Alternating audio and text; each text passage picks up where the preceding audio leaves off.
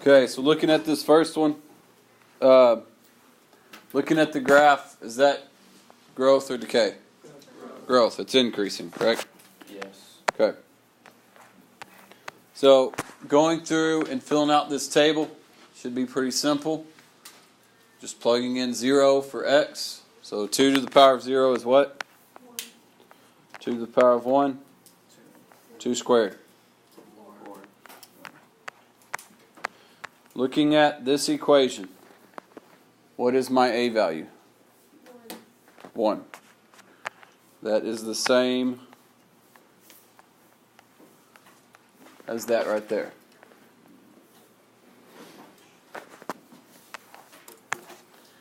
Going over here where it says negative exponent, I don't really like how that's written,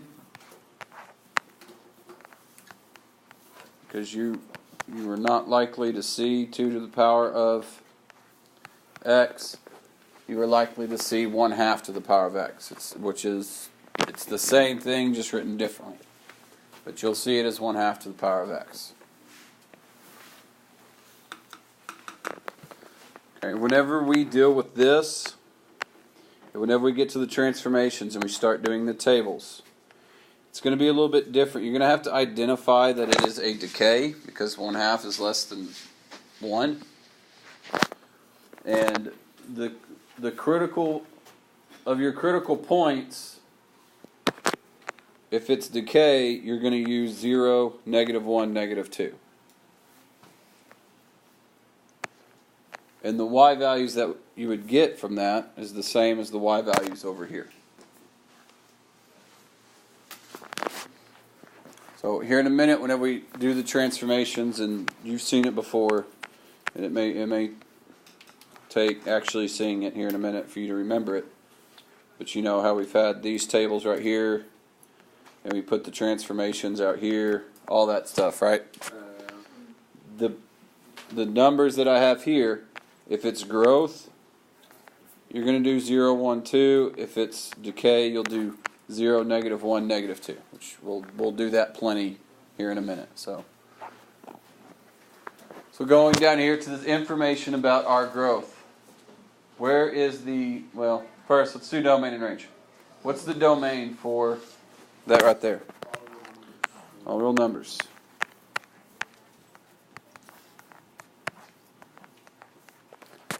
What is my range?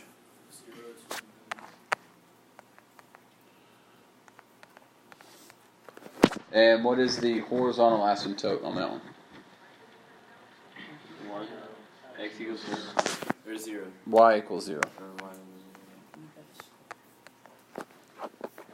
Okay.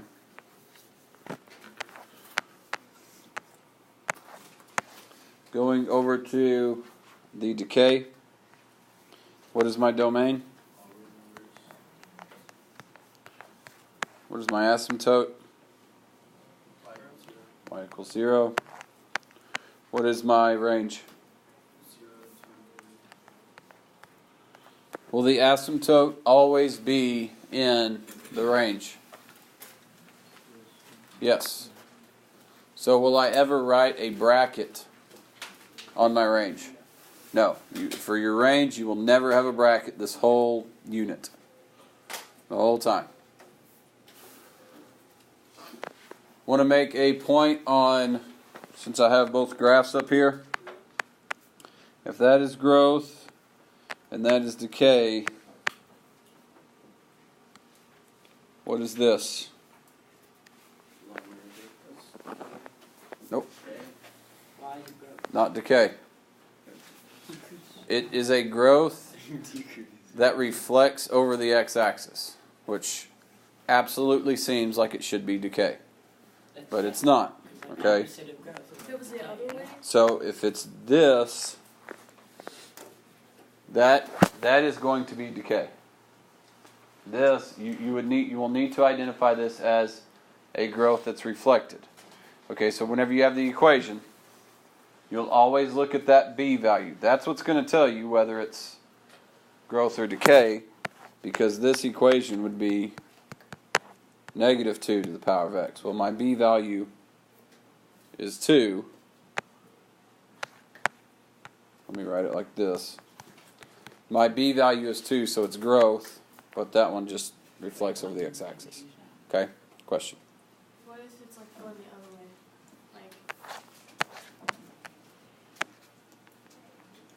Like that? So that would just be a decay that's reflected. So it's basically like Stranger Things. No, not on that one. Yeah, the other sure. one, this one. What if it's going straight from the other way and then going down? Like, yeah, straight that way and then going down. Like that? Yeah. That's this right here. Oh, okay. So that's just a decay that reflects. So let's go down here. We're gonna talk about these. There's where the A, B, C, and D all are. Whenever you're doing exponential, whatever number is in here, you're never gonna tell me what that number does. We'll talk about how that affects it. But if that's a 2 or if that's a 1/2, you're not gonna tell me. I don't know. I mean, it wouldn't be vertical stretch anyways. But don't tell me vertical stretch by 1/2 because the B is 1/2. Okay. So you got the A, that's always going to be up front. The B will be in front of the exponent. Your C is in the exponent. Which the C moves it which 2 ways again? Right and left, with or opposite? Opposite the sign. The D value, which 2 directions? Up and down, with. One thing you need to know, that D value, that is your horizontal asymptote. So if you look at the equation, that should be something you can identify just by looking at the equation. In fact, that would be the first thing I would graph before I start worrying about all the other transformations. Yes, Connor? If there is no D value, then the asymptote is at 0. That's a good question. So, whenever you graph, you're going to have to refer, we're about to fill out this huge table, you're going to refer to these points as you graph all these equations with different transformations. These are the points that are going to go inside these tables. Okay, this is what you're going to put right in here. If it is growth,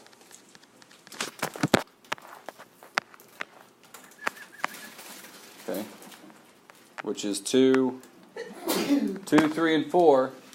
Again, if it's growth, it's going to be 0, 1, 2. If it's decay, a fraction, you're going to do 0, -1, -2. Okay, so let's do these one at a time. If I do 2 to the power of 0, that's going to give me 1. If I do 2 to the power of 1, that's going to be 2. If I do 2 to the power of 2, that's going to be 4. If you can kind of use this if you have a problem that does not have these bases. And all this is saying is anything to the power of 0 is 1. Anything to the power of 1 is whatever the base is. And then if it's 2, then you're just going to square it. Okay? So going to 3. 3 to the power of 0 is 1. 1 to the power of... 3 to the power of 1 is 3. 3 squared is 9. So 4 is 0, 1. 1, 4. 2, 16.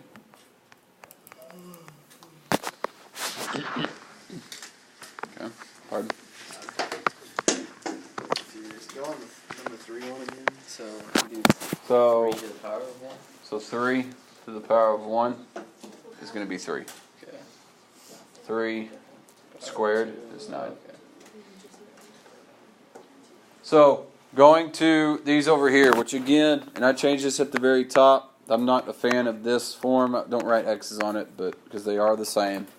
But you're going to see it with the fraction more than you are the whole number. All right. Now, if I raise the fractions to 0, that same rule still is going to apply. Anything to the power of 0 is 1. So all those are going to be the same.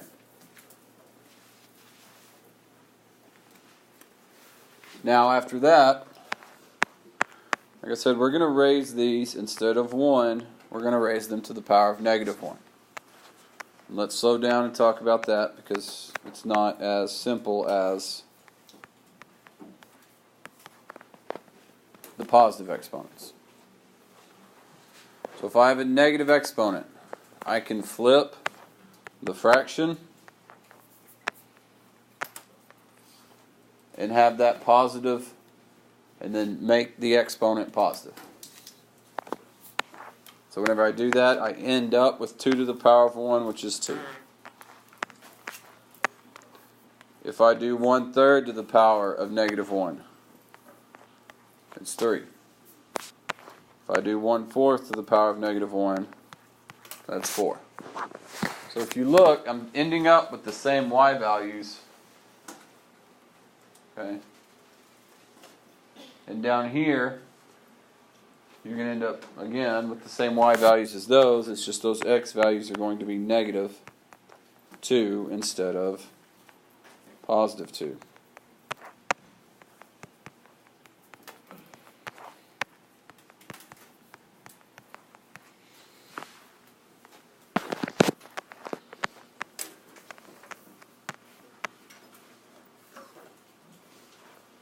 If you want to put this below, you can. We're going to use 0, -1, -2 for decay.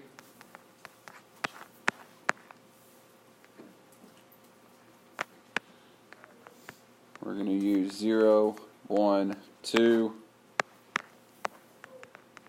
for growth.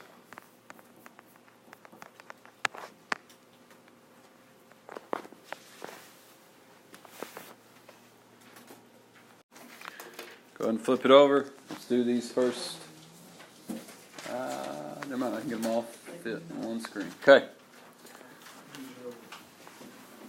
Okay, so looking at number 1. For that table, whatever my base is, and this is how I'm going to use the base, those 3 points that I'm going to put in there, the starting points, however you want to see those. For this one, I'm going to do 2 to the power of x, whatever those 3 were. So because it's growth, I know I'm going to use 0, 1, and 2. And it's not like these are hard to find. 2 to the power of 0 is 1, 2 to the first, 2 squared.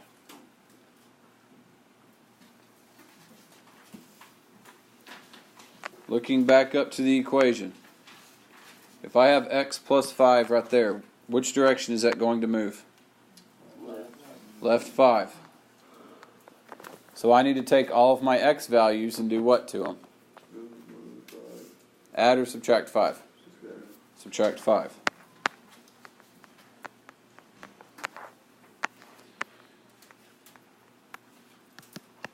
The -3 is going to move it which direction? So I need to take all my y values and move them where? Or do what to them? Subtract 3. So I've got 0 minus 5, 1 minus 5, 2 minus 5, 1 minus 3, 2 minus 3, 4 minus 3.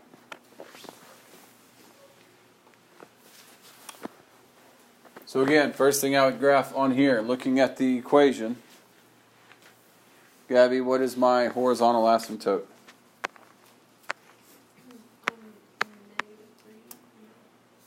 What needs to go in front of that? What? What needs to go in front of that to make it correct? Oh.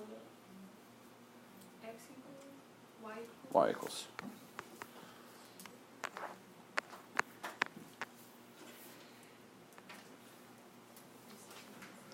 So I'm going to go y equals -3. And then I'm going to plot the points that I've made on that table, my new points. So I've got -5, -2, -4, -1, -3, +1.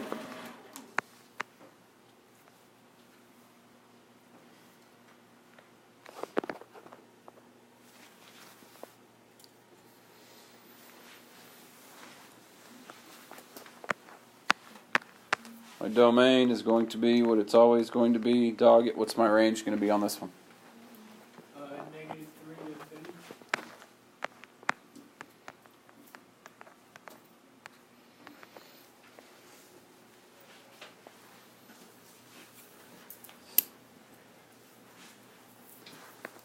Looking at number 2. If my base is 4, that's how I'm going to get my starting points. Because it's growth, I'll do 0, 1, 2.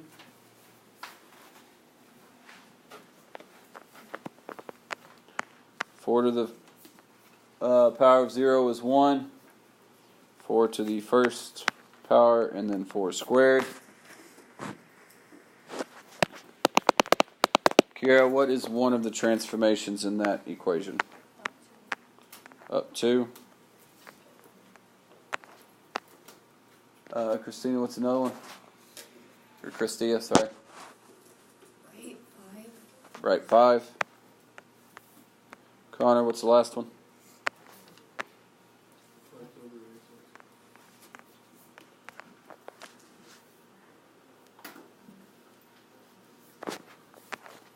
So the up 2 is going to affect my y's. The right 5 is going to affect my x's. Reflect over the x-axis. What is that going to affect? What do I need to do to the y's? Make them negative. So apply those transformations to the x and the y values. You make them negative before? Yes. Yep. So the first one will be negative 1 plus 2.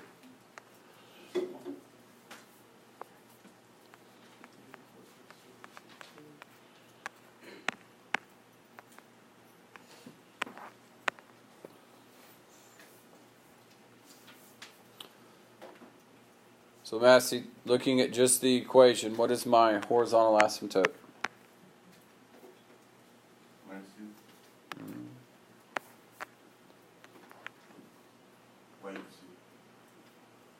Do what? Y equals 2.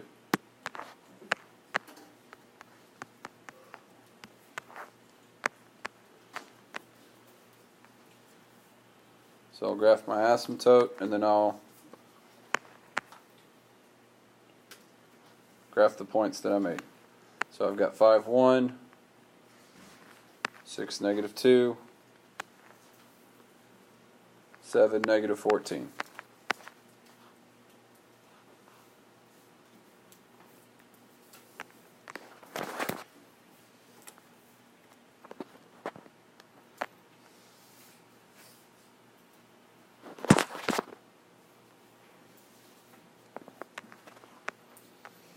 Max, what's my domain?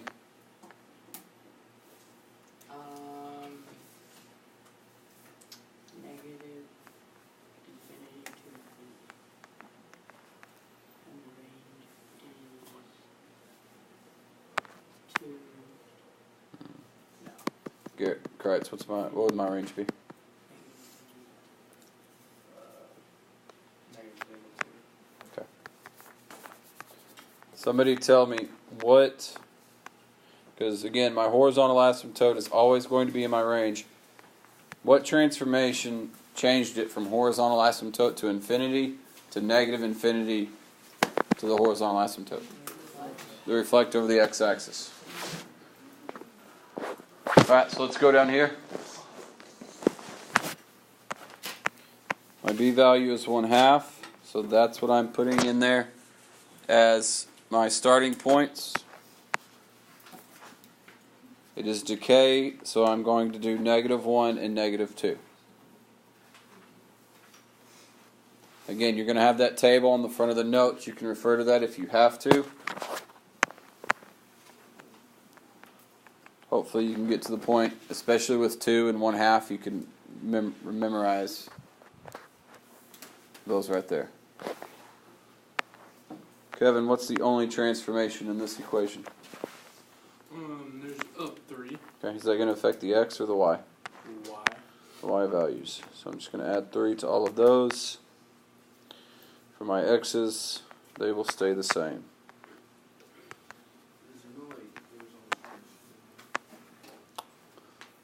There can be. We'll see one on, I think, on the back of this page. And we'll, actually, I think it's number 5. Not actually graphing it, but writing the equation.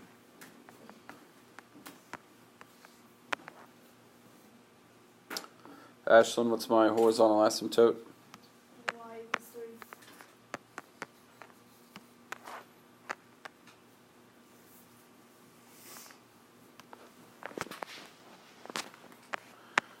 I'll graph those points from there. I've got 0, 4, negative 1, 5, negative 2, 7.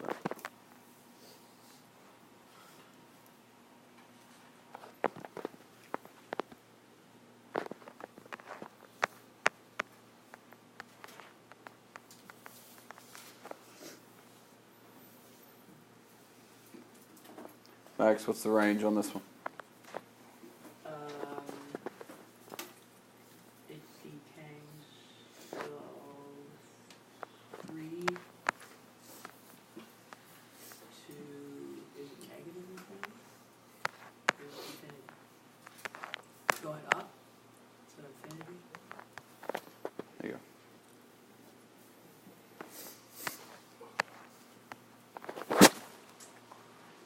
Okay, see if you can do number 4.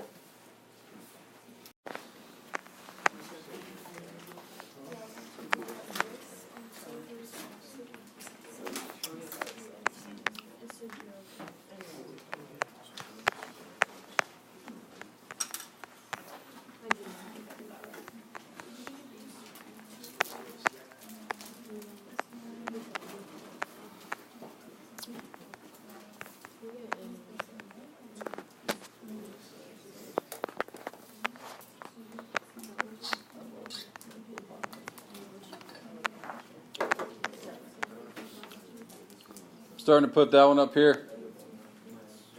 If you want to check it.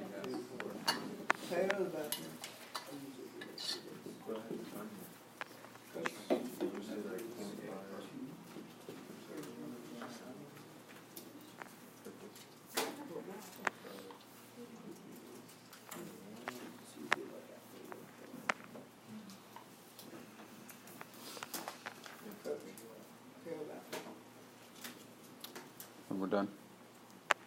The back doesn't take long.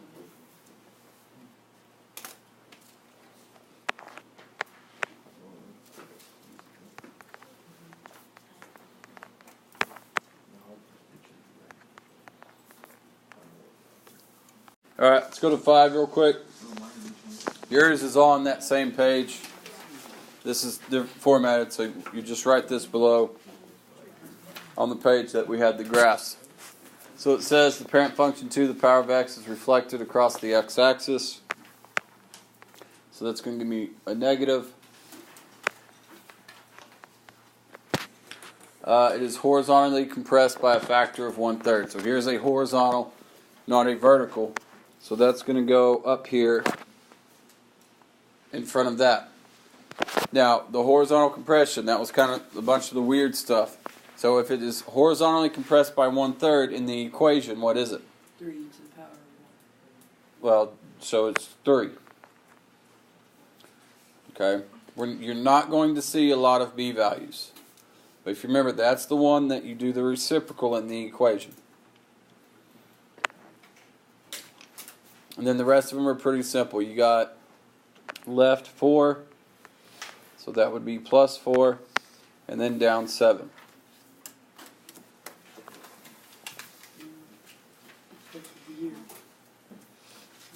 On 6, Cambridge, what would that equation be if it goes 3 to the right and 7 down? Or up 7, sorry. X minus 3 and plus 7.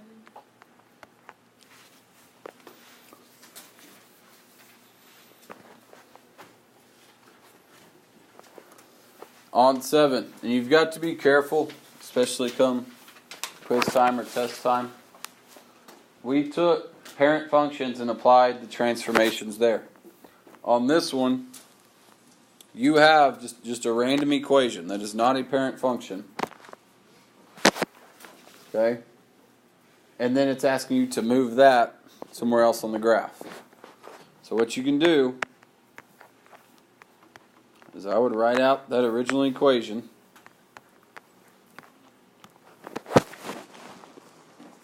And if I move something left 3 units, am I going to add 3 or subtract 3 in the equation? Add. So up there for that new C value, I'm going to take the current one and I'm going to add 3. And then for the d value, if it moves down 7, what am I going to do there? Subtract 7. Take the current d value, subtract 7. So that's going to give me 3, negative 2, plus 3 is 1. 5 minus 7 is negative 2. You've also got a vertical stretch on there, which you would need to put the b value in parentheses to put the 4 out front.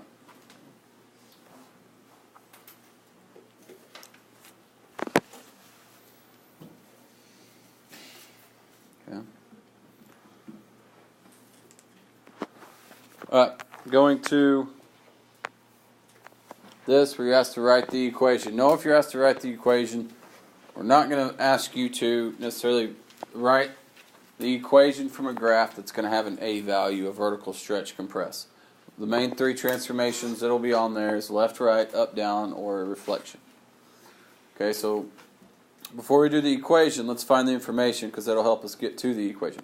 What is the asymptote on this graph? 2. Y equals 2. Y equals 2. So, first, to kind of start getting into building the equation, what do we know that's going to be in the equation just because of that? 2 plus 2. Where? At the end. At the very end. What's my domain? What's my range? 2 to infinity. Okay, so we've got the up and down. We'll need to find the left and right. Your b value, and I'll go and we're not going to have you. We're also not going to have you find a crazy b value. If it's growth, look for it to be 2. If it's decay, look for it to be 1/2. Yeah, that's 2. I'll explain that here in a minute. There is a way. So now to find, we know that it went up 2. And finding this left and right, it's a little more difficult. So there's my horizontal asymptote. Normally, that y-intercept is here on a parent function.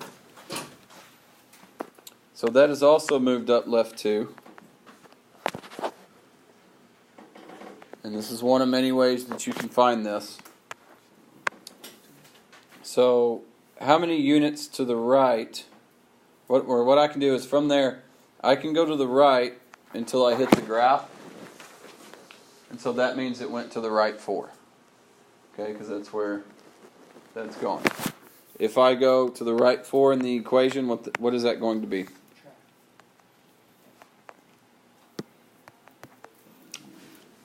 do you do that? So you go up 2 from. So I know that I know I got plus 2 because of the asymptote, right? So I move what is that parent.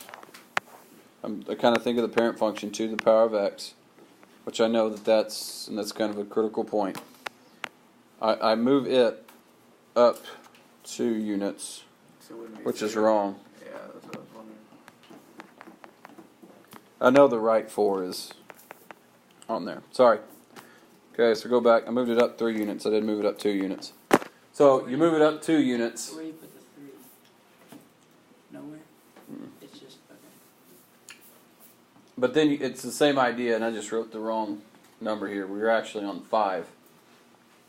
But then you go to the right, That's 4. okay, and then that is 4.